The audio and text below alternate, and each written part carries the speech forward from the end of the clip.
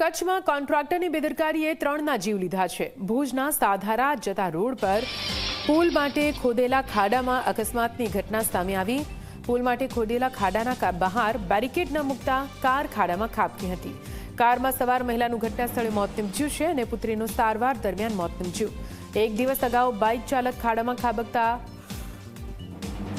તેનું પણ મોત નીપજ્યું હતું। ત્યારે નિર્દોષ લોકોના મોત થતા લોકોમાં પણ રોષ જોવા મળ્યો છે। વધુ માહિતી સાથે સંવાદદાતા રાજેન્દ્ર ફોન લાઈન પર જોડાયા છે। રાજેન્દ્ર, આ ખાડો ક્યાં આવેલો છે જે મોતનો ખાડો પુરવાર થઈ રહ્યો છે? કેવી રીતે આ પૂરી ઘટના ઘટી? રાજેન્દ્ર જી નિધિ, વાત કરવામાં આવે તો ભુજ તાલુકાના દદ્દરથી સાધારા જતા જે રોડ પર પુલિયા માટે કોન્ટ્રાક્ટરે ખાડા ખોદેલા છે।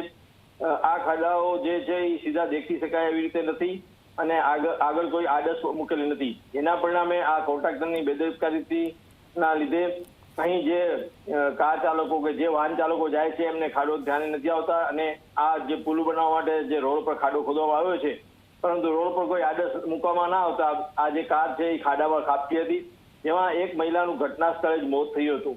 તો અન્ય એની દીકરી જે યુવાન હતી એને ગંભીર ઇજાઓ થતા તેને સારવાર માટે અમદાવાદ ખસેડવામાં આવી હતી। સારવાર મળે એ પૂર્વે જ એનું મોત થયું હતું।